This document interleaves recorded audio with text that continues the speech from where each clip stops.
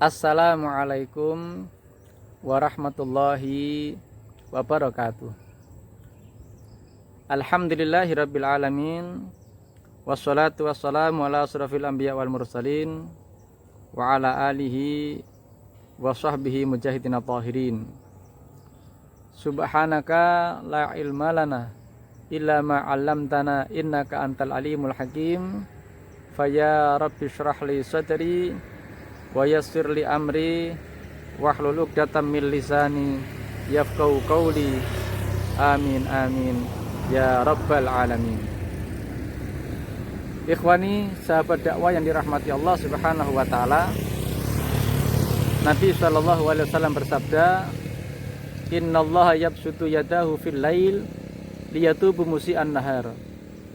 Wa yabsutu yadahu fin nahar liyatubu musii'al lail hatta tatla'us samsa min magharibiha." Nabi berkata bahwasanya Allah Subhanahu wa taala membentangkan tangannya di malam hari untuk memberikan kesempatan bertaubat bagi orang yang bermaksiat di siang hari.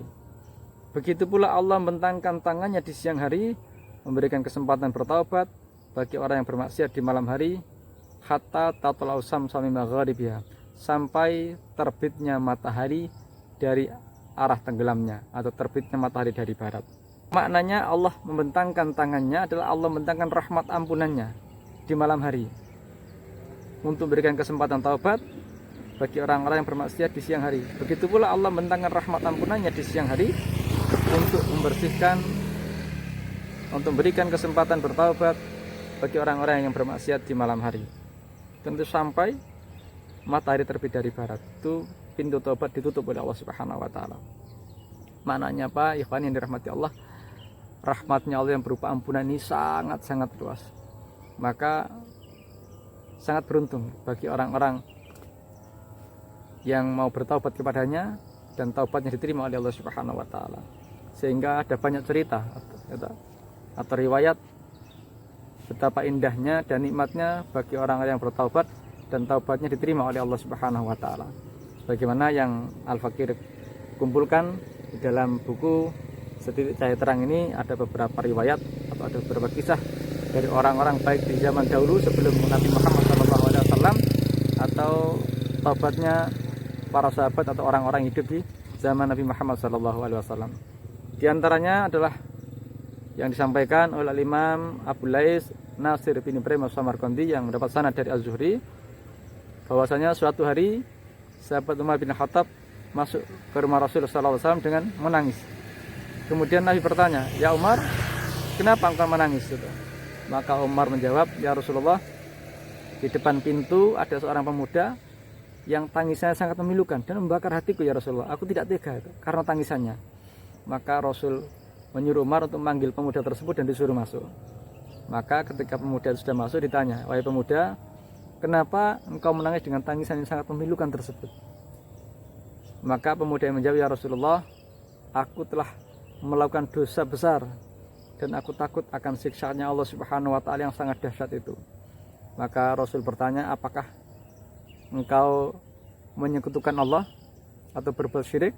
"Tidak ya Rasulullah," kata pemuda tersebut. "Apakah engkau membunuh jiwa yang haram untuk dibunuh?" Maka pemuda menjawab, "Tidak ya Rasulullah." "Maka Allah akan mengampuni dosamu walaupun dosamu itu sebesar 7 lapis bumi dengan bukit-bukitnya dan 7 lapis langit, maka Allah akan mengampuni dosamu." Maka pemuda ini menjawab, "Ya Rasulullah, dosaku lebih besar dari 7 lapis bumi dan 7 lapis langit." Maka Rasul bertanya, "Apakah dosamu lebih besar dari arasnya Allah?" "Dosaku lebih besar dari arasnya Allah ya Rasulullah." "Apakah dosamu lebih besar dari kursinya Allah?" Kemudian menjawab, "Dosaku lebih besar dari kursinya Allah ya Rasulullah." Kemudian Rasul bertanya, "Apakah dosamu lebih besar dari rahmat dan ampunannya Allah Subhanahu wa taala?"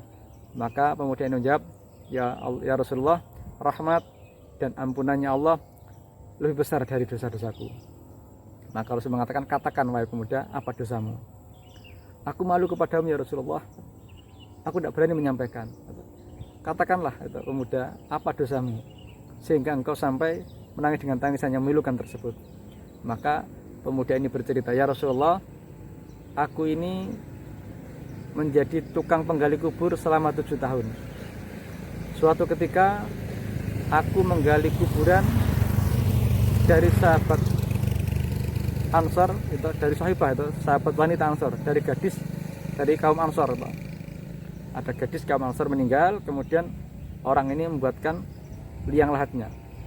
Kemudian setelah dimakamkan, ya Rasulullah, aku menggali kembali makam tersebut. Aku curi kain kafannya. Jadi jenazah gadis Ansor tersebut ditelanjangi, dicuri kain kafannya. Maka aku tinggalkan gadis tersebut. Beberapa langkah aku meninggalkan gadis tersebut, ya Rasulullah. Timbul birahiku, timbul nafsuku, ya Rasulullah.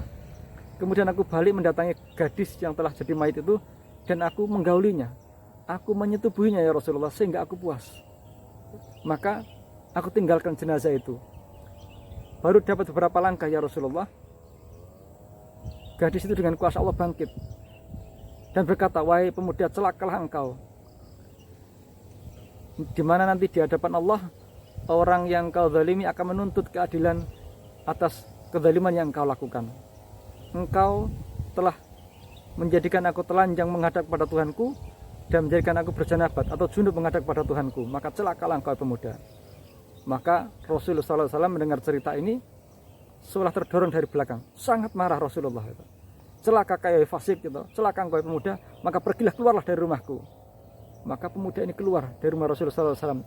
Kemudian dia menyendiri selama 40 hari bertaubat kepada Allah Subhanahu Wa Taala.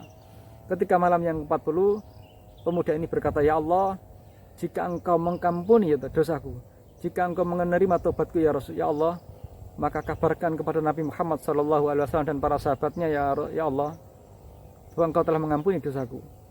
Tapi jika engkau tidak mengampuni dosaku, ya Allah, maka kirimkanlah api dari langit dan bakarlah tubuhku sekarang di dunia ini, karena aku tidak akan pernah sanggup menahan siksa api neraka nanti di yaumil kiamah. Maka Jibril datang kepada Nabi Muhammad SAW, sehingga terjadi percakapan antara Jibril dan Nabi Muhammad SAW. Jibril turun, ya Rasulullah, ya Nabi Muhammad SAW, Tuhanmu memberi salam kepadamu. Maka Nabi menjawab, dialah assalam, dan daripadanya salam, dan kepadanya segala keselamatan. Kemudian Jibril berkata, Allah bertanya, apakah engkau menjadikan makhluk? Maka Nabi menjawab, bahkan Allah Subhanahu Wa Taala yang menjadikan aku dan semua makhluk. Lalu ditanya lagi, apakah engkau memberikan rezeki kepada mereka? Maka Nabi menjawab, bahkan Allah yang memberikan rezeki kepadaku dan rezeki kepada mereka. Kemudian ditanya oleh malaikat Jibril, ya Muhammad, ya Nabi Allah, apakah engkau yang memberi dan menerima taubat mereka? Nabi menjawab, bahkan Allah yang memberi dan menerima taubatku dan taubat mereka. Lalu Jibril berkata bahwasanya Allah berfirman, ya Nabi Allah, maafkanlah hambaku itu karena aku telah maafkannya. Maka Nabi SAW memanggil pemuda itu dan memberitahukan kabar dari Allah Subhanahu Wa Taala bahwa Allah telah mengampuni dosa-dosanya. Nah, ikhwani, sahabat dakwah yang dirahmati Allah, dari riwayat yang panjang ini kita bisa mengambil hikmah gitu, dan pelajaran.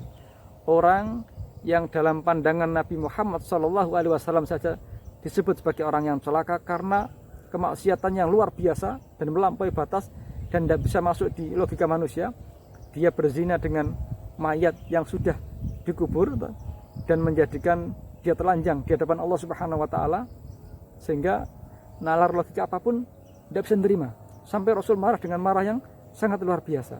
Nah, walaupun demikian Rasul telah mengusir dia dari rumahnya dan mengatakan dia sebagai orang yang fasik, tapi karena dengan taubatan nasuha, dengan taubat yang sesungguhnya, maka di hadapan Allah dia diterima taubatnya. Kemudian mengabarkan kepada Nabi Muhammad SAW bahwa umatnya yang juga hamba Allah itu diterima taubatnya oleh Allah Subhanahu Wa Taala. Maka ikhwan yang dirahmati Allah, sebesar apapun dosa, janganlah putus harapan, janganlah putus asa. Bertaubatlah dengan taubat yang sesungguhnya kepada Allah Subhanahu Wa Taala. Niscaya Allah akan mengampuni dosa-dosa yang kita lakukan. Mudah-mudahan kita dijauhkan oleh Allah dari perbuatan-perbuatan maksiat dan dosa, dan kita dibimbing oleh Allah untuk menjalankan ketaatan dan kebaikan. Kalaupun kita terjerumus dalam kebaikan dan kalaupun kita terjerumus dalam perbuatan maksiat, mudah-mudahan Allah menganugerahkan kita taubat dengan taubatan nasuha. Tubna ilallah min jami'il ma'asi wa dhunub kabiriya wa saghiriya sirriya wa jahriya. Hadza wal af minkum. Wassalamualaikum warahmatullahi wabarakatuh.